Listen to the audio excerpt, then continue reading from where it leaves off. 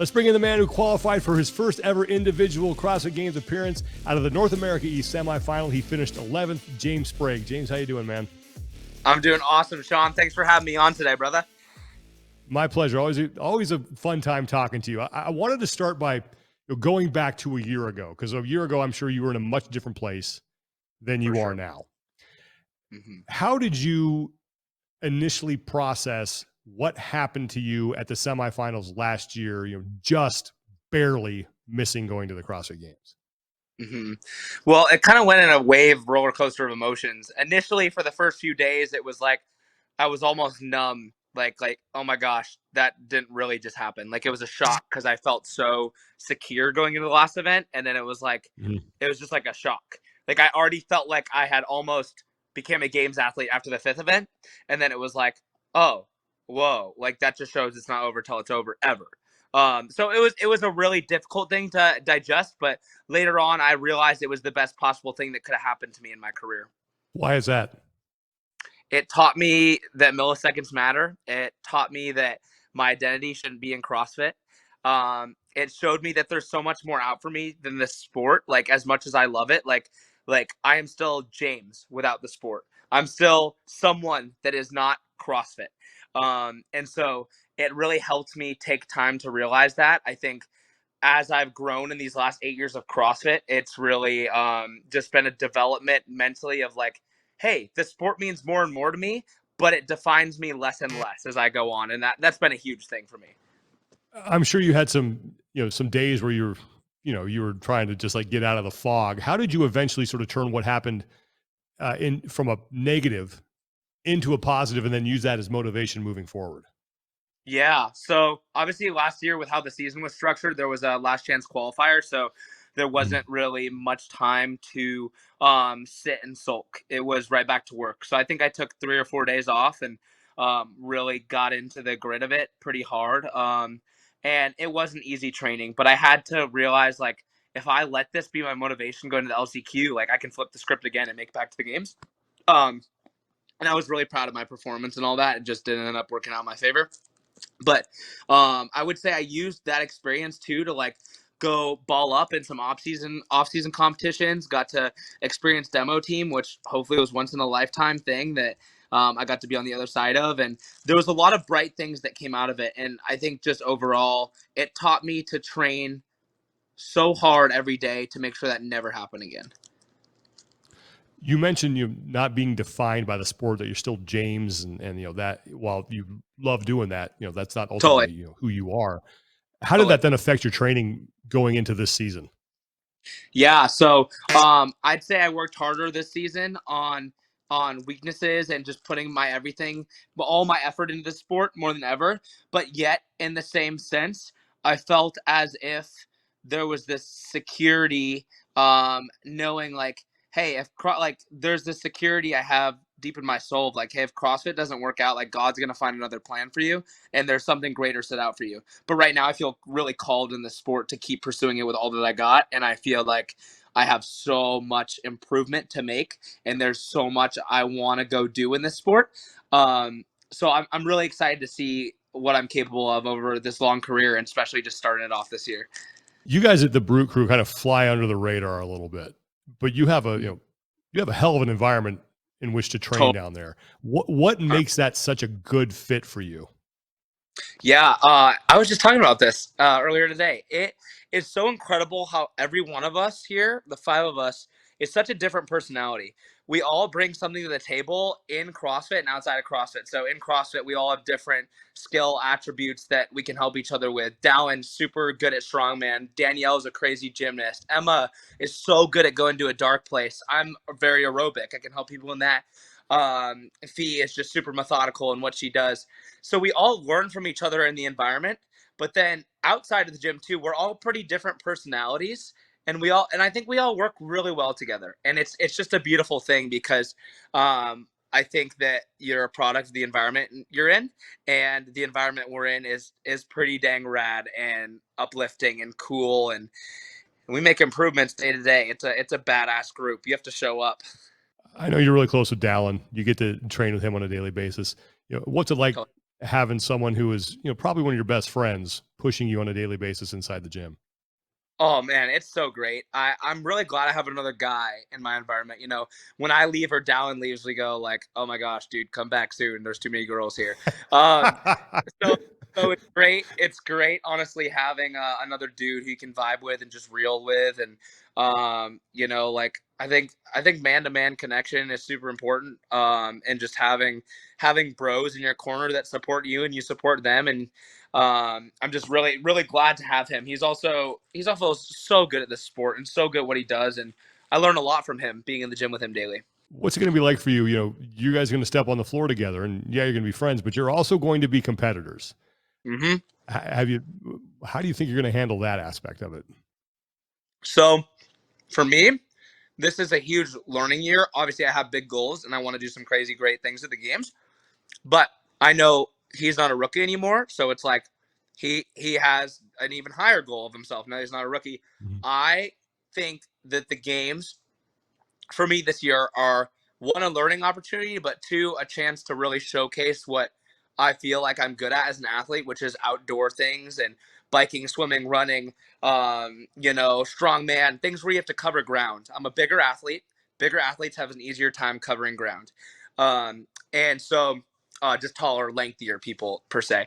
So it'll be really cool to see how the dynamic works out. He's hard to beat in the gym, but in the stuff outside of the gym, it's we go pretty head to head a lot. So it'll be really fun to compete against him, and there'll for sure be some friendly banter. Your crew had a great showing across the Mhm. board from everybody, at semifinals. And you look at the guy at the top of this thing, and it's Matt Torres. What has made him such a good coach, especially this season?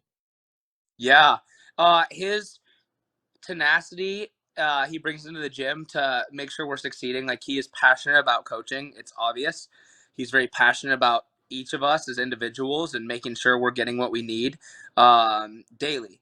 And I think the thing that really sets him apart is he's always learning how to do better. Like, he's always learning new things and new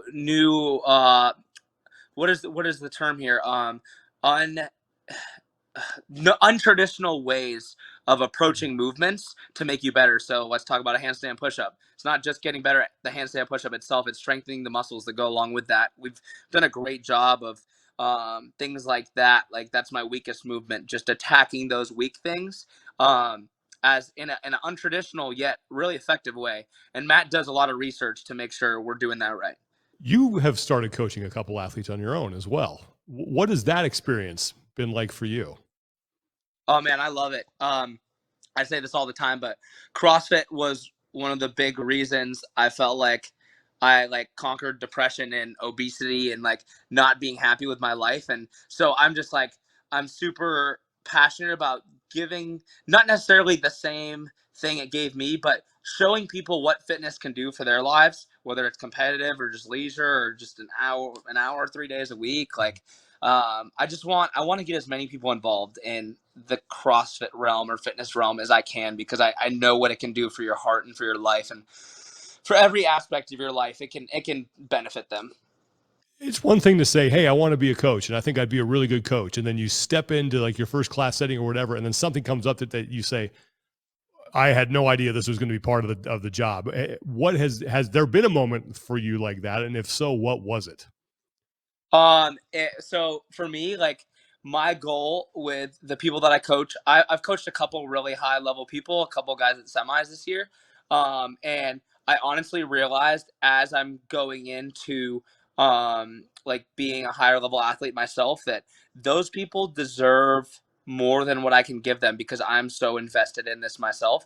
So I feel like I'm able to give the answer to your question is the hardest challenge has been being able to give the people who really deserve tons of attention that attention, because sometimes I don't have it. So I've Mhm. I'm totally okay. I've told them multiple times, I'm okay with if you need to go out and find someone who can give you the attention you need, but I feel like I also try and do a really good job of making sure they're getting what they need. But there hasn't been a lot of challenges with it besides that. I honestly just love working with people, and it's a fun thing. And it's like puzzle pieces moving around, getting to move the puzzle around and making sure that we're connecting the pieces right for each individual.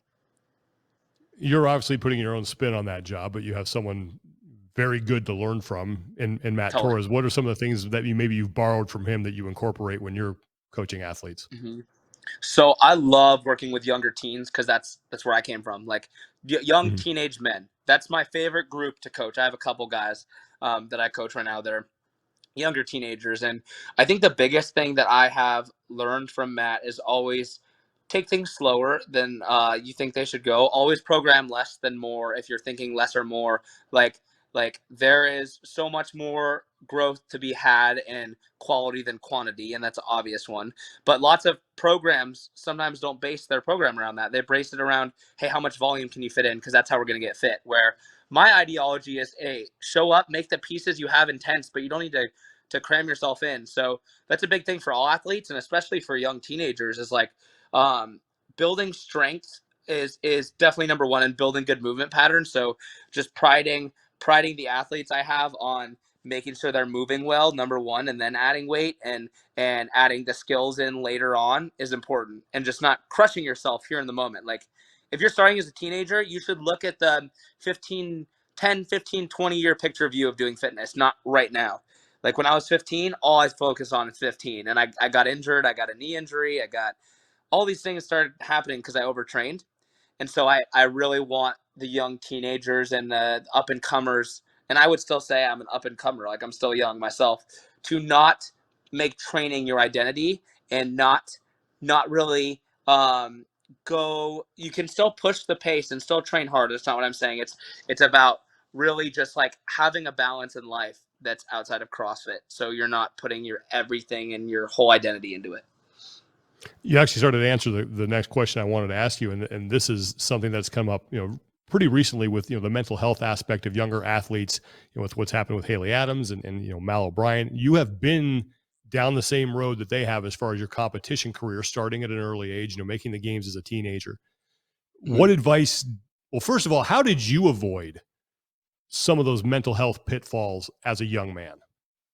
Yeah, I think I just I was under the watchful eye of my dad a lot training in the younger years, and we would only go to the gym for so long. We'd go to the gym for an hour and a half, 2 hours a day, and it like that was still a lot at the time, but it wasn't like crazy 3, 4, 5 hour training days where you could have done as a kid. And I really didn't want to do that. I wanted to still have a life outside of CrossFit and have friends and have sleepovers and eat junk food and do all these things and play other sports. And so I just made sure, like, hey, high school is going to be over in a blink of an eye, so make the most of it.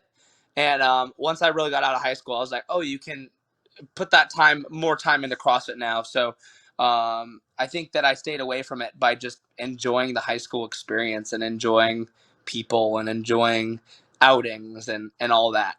I asked Alex Gazan this too, because again, younger athlete who came up in a competitive environment as a teenager. If there are parents out there that come up to you and say, "Hey, James, my son or my daughter is 12 years old and really wants to make it to the CrossFit Games. How do I do that?" What would you tell those parents? Yeah, so I think that's a huge question. I've actually dealt with this with a lot of like younger athletes, parents before. It's, hey, don't put pressure on them. If they want to go do it, they'll go do it. Like if they're like, Mom, Dad, I want to make the CrossFit Games.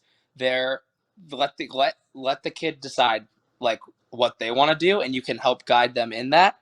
But as a parent, I don't think it's healthy for you to put this pressure in any sport. Like you have to go do this. You have to go do this sport. Mm-hmm. Like let them decide for themselves. If they find the passion, they're gonna know. They're old enough to know what passion is, and they're old enough to know like if they love something or not. So let them decide that for themselves, and don't make sure they don't overtrain. If they do decide they love that passion and they want to pursue it, like encourage them to get outside of the house. Make sure they're taking those rest days when they should be. Like teens don't like to rest, so you can hold them accountable in that stuff.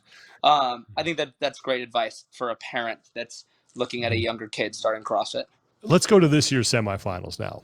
Mm-hmm. So you come to Orlando. The last time you were in a semifinal competition, it ended in a huge disappointment for you.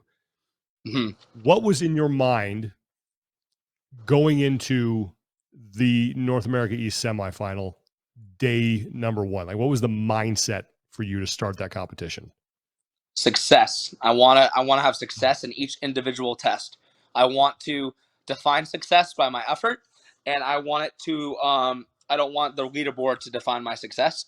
And so I knew these were like some events were great for me, some weren't so great. So on the ones that are great, go capitalize. The leaderboard paid off to have some great finishes. So like having it was like top 13s was really important, and then making sure I capitalized enough on those good ones to make sure the bad ones didn't hurt as much.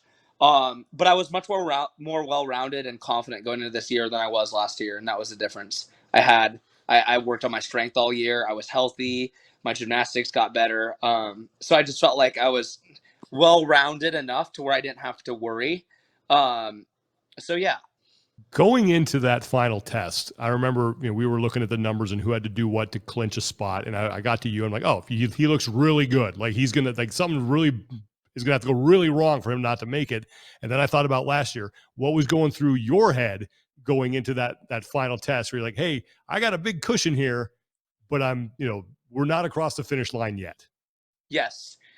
It was like I just said, the well-roundedness, like of just knowing like, hey, like you don't have events like last year's last event. It's like that was the worst possible scenario for an event to come up for me.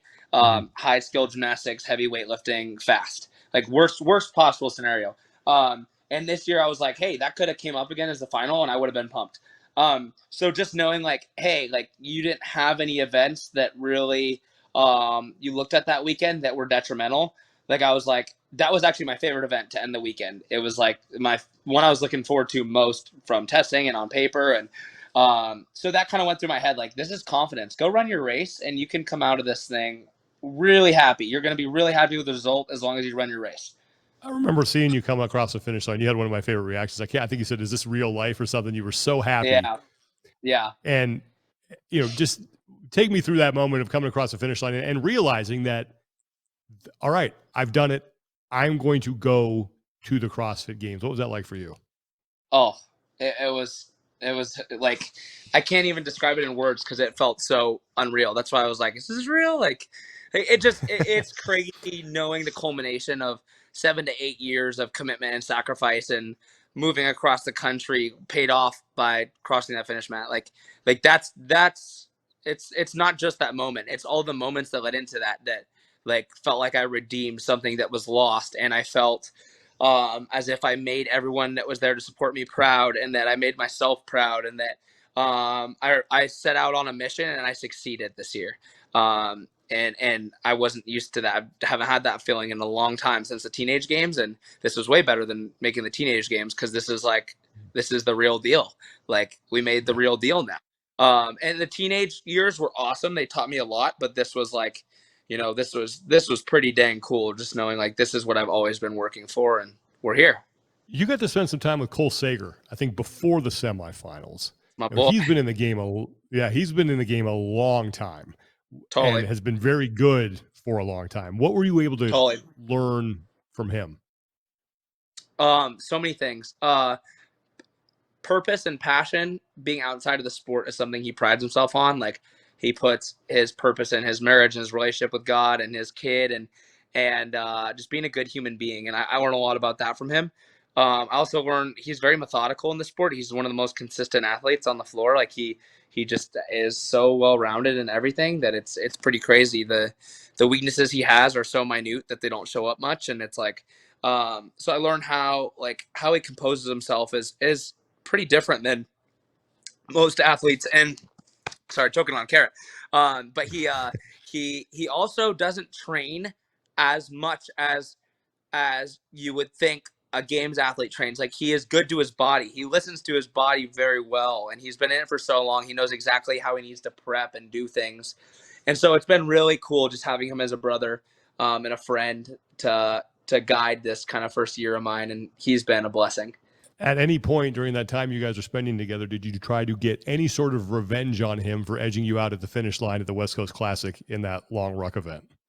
Oh man, always. I haven't got really the opportunity to compete head to head with him much since the ruck, like in competition. But this year I'm really hoping that there's some run or something that, it'll be a great feeling. But that's said and gone. That was little James racing him. I'm like, okay, you have to come beat big boy James now. Obviously he is he is so consistent. Like I said, he's hard to beat and everything.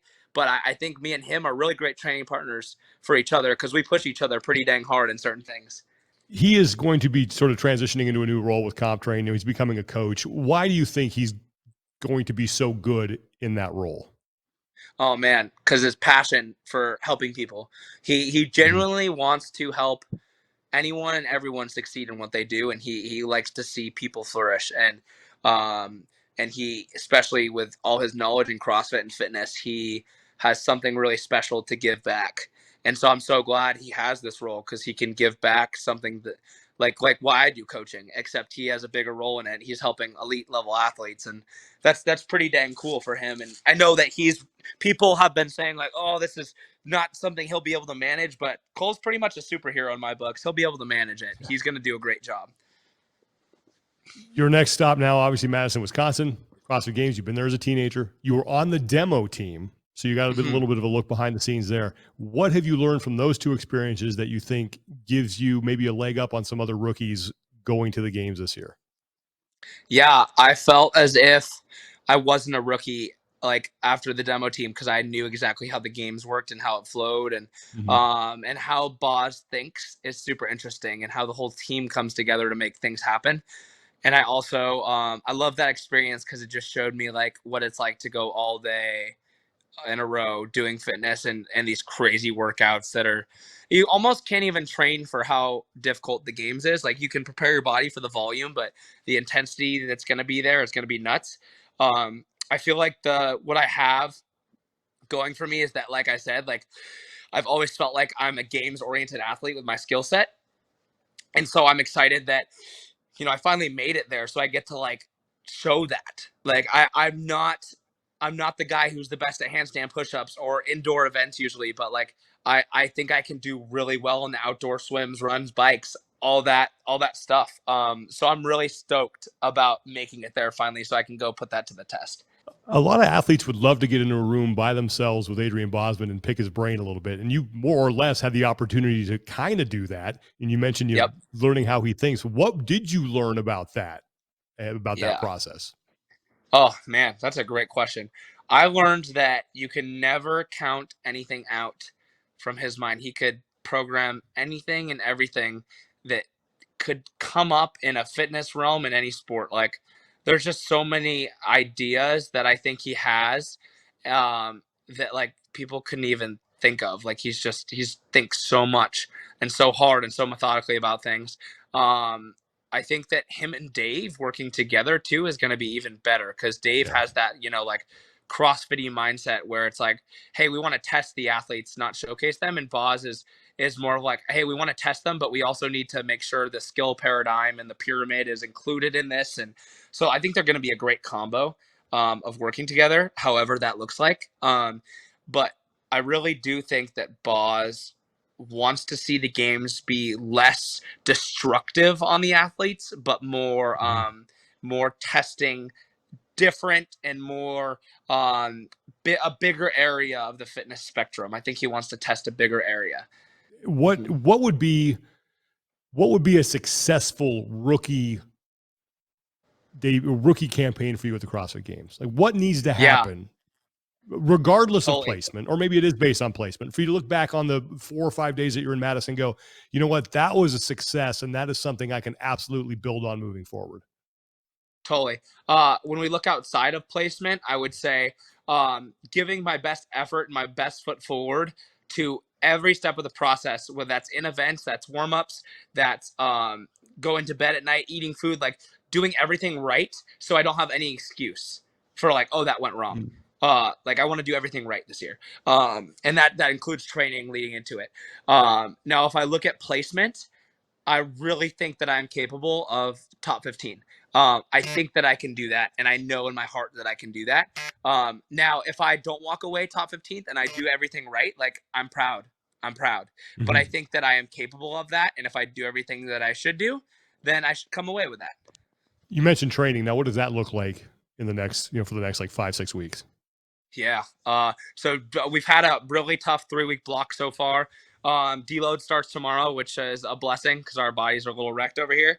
And then the next 4 weeks after that are really sport specific. So meaning like more for time, less intervals, more game style prep where you'll go to the gym for an hour, leave for 2 hours, go to the gym for an hour, leave 2 hours, like 3 to 4 times in a day, where right now it's just long 2-a-days. So the training will change up a little bit going into the month before, but all I'm focused on right now is a good deload week of how like still being locked in at the gym, but like just letting the mind kind of relax a little bit will be awesome. So final couple things here. One of the last things I wanted to tell you about is I've talked to Brian Friend today, and he knew I was going to speak to you. He goes, make sure you tell James that I have him ranked towards the bottom of the leaderboard. Oh, good. I love that. He did it at the semis too.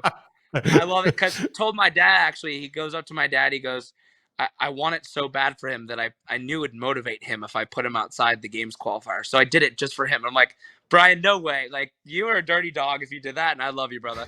That's amazing. Good. I hope so. I want that. I like proving him wrong. He said that's exactly what he wants you to do. And I have no doubt that is what you will do. James, thanks so much for taking the time to do this, man. Always a pleasure to talk to you. Please say hi to your dad for me. Love running into that guy, and hope to see you and the rest of the crew in Madison. Dude, you got it. Sean, thanks for the opportunity to come on today, brother.